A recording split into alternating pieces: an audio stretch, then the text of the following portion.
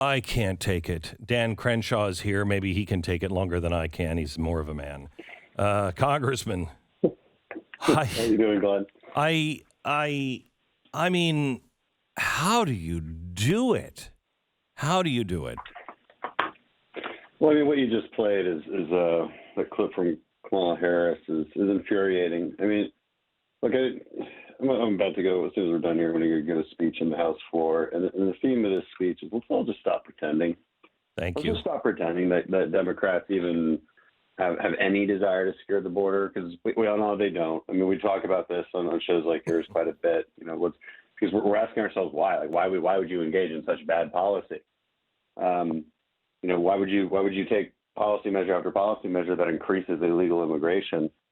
And the answer is because that's exactly their goal. There's no other way to look at it. I mean, look, I think there's a lot of people who want to give some of them the benefit of the doubt. And look, they're just bad at their jobs. I don't agree. No way. But I think they do want this to happen because everything is so calculated. Everything is so deliberate. I mean, to throw your agents under the bus like that, do you have any idea what these border agents are going through every single day? Oh. You know, that looks mild to me. What I saw in that video looks extremely mild to me. Now, granted, a bit of like deployments in the Middle East, that looks extremely mild to me. But by any standard, to be honest, especially when people are running across your border. And the other thing I think we should stop pretending, these people don't have an asylum claim. We should stop pretending they do, and they should be immediately deported. And it's gone way too far. The abuses have gone on way too long, and it's got to stop. I'll tell you, Dan, it is. I don't know where the GOP is, but the GOP has got to start standing up for the principles and the values that the American people, at least half of the American people, hold. And that is, we want to be fair. We want to be decent. I'm so sick and tired of be calling racist or really I'm a racist. Do you know how many people my organization is saving that are of browner skin than mine, that don't, necessarily come from our Western culture, that are not of the same religion as I am? Shut up. These people are doing nothing on the left, and everything they're doing is actually hurting and enslaving the people they say they're helping. Do you think this is a good life for these people who are on the border? They've now just sold everything, and many of them are being shipped to Haiti, a country they haven't seen in 10 years. Yeah, that's exactly right. That actually gets to a deeper point about the immigration debate, one that conservatives need to use more often, which is this. It's immoral, not just because it's a threat to our sovereignty, which it is, but also because you're cutting the line. And that's like moral rule number one that you learn as a kid. You can't cut the line, right? It makes you upset. Well, think about the millions of people around the world who have valid asylum claims. I mean, like the people you're talking about that your organization helped save in Afghanistan. These are people with valid asylum claims who are actually probably going to get killed by their new government. You just can't say the same of the people just rushing across our border. I mean, are they bad people? I don't know. I don't think so. Not most of them are not. But they're breaking the law, and they're cutting in front of people who are also good people, but also in desperate need of our asylum claims. So it's really immoral. And look, I mean, I think Republicans stand up. I mean, Republicans just have no power. I mean, I have yet to hear any Republicans who haven't spoken out against the border.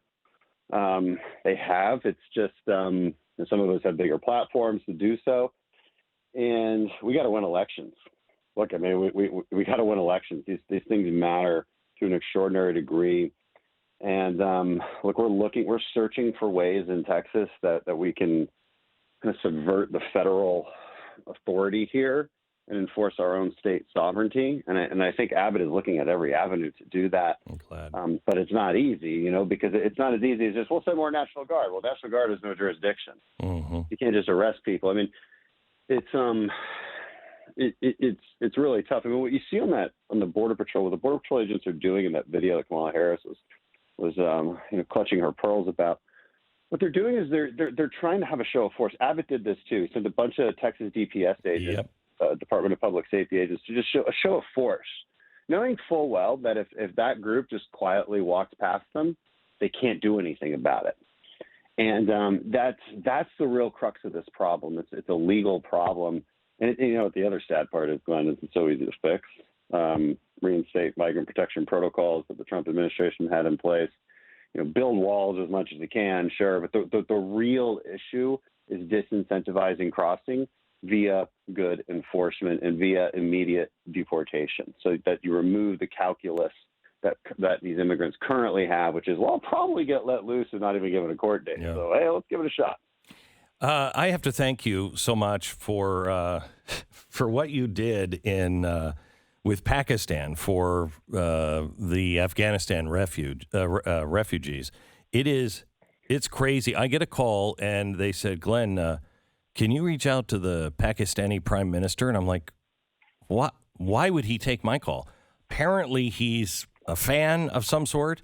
And then as I'm getting into it, you had a fan over there. And between these two, I guess these two leaders over there, it was weird, wasn't it? You had to write a letter to, I can't remember the name of the general. He's Hamid.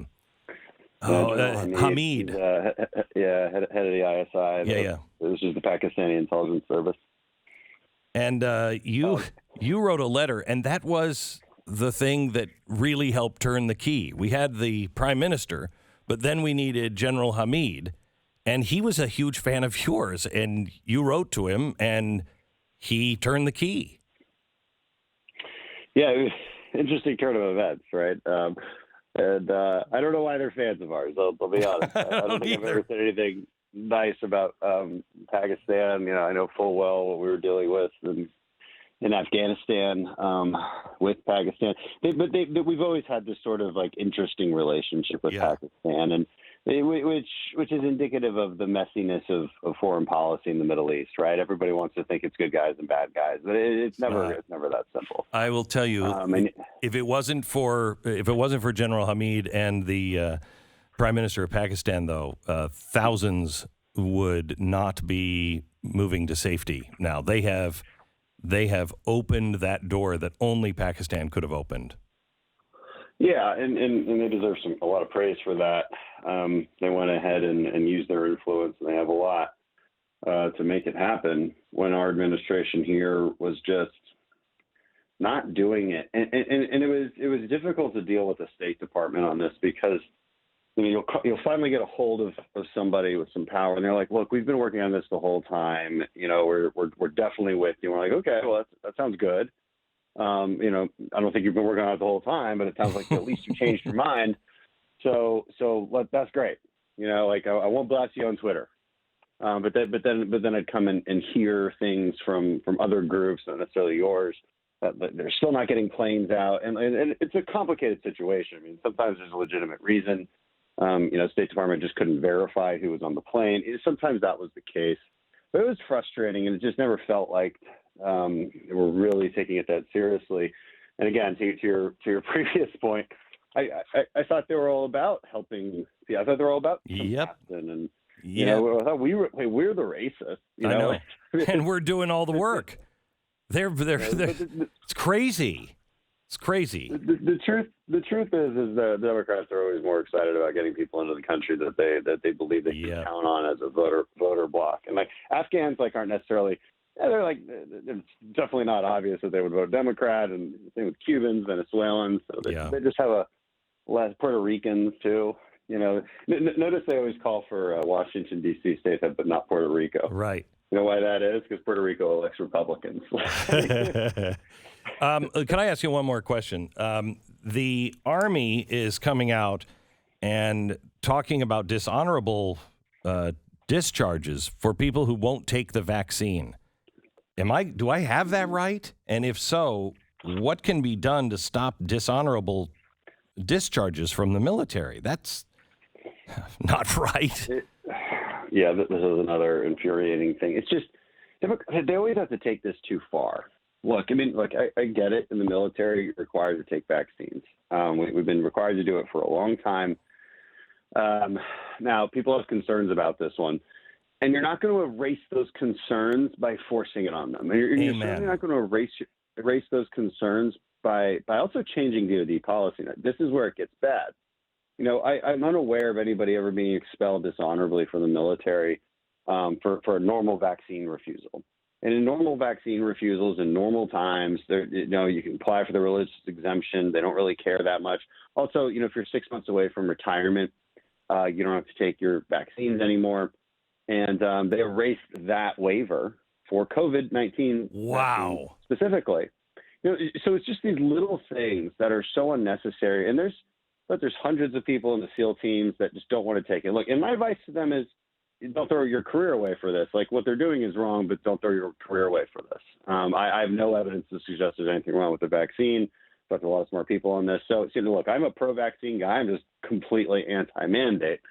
And, there's got to be a level of trust between the authorities and the people underneath those authorities. And that trust has been broken a long time ago. And our DoD leadership just needs to recognize that. Just be good leaders and recognize that, look, you push too far, you're going to have a real blow to force readiness because you're going to force so many people out. The people that you need, by the way, recruiting isn't that easy. There's not that many people that are really both qualified and want to join the military. So we need everybody we can get. And you're just kicking people out. What if they had previous immunity? Like, why isn't there a waiver for that? Mm-hmm. We've had a very small number of service members die from COVID. Very, very small. And it's not surprising as to why. It's like the age group is like 18 to 45 and generally healthy. Yep. There's a good reason that you're not hugely at risk. And to call this our number one threat, I don't know. Well, I'm not saying global warming is the number one threat. Global warming is. Oh, that's right. That's right. Yeah. Okay. Our ships will sink if the sea levels rise. Yeah. That's right. All right. Congressman Dan Crenshaw, thank you so much for being on with us. Appreciate it. Great to be with you, Glenn. Yeah, Thanks. you bet. Bye-bye.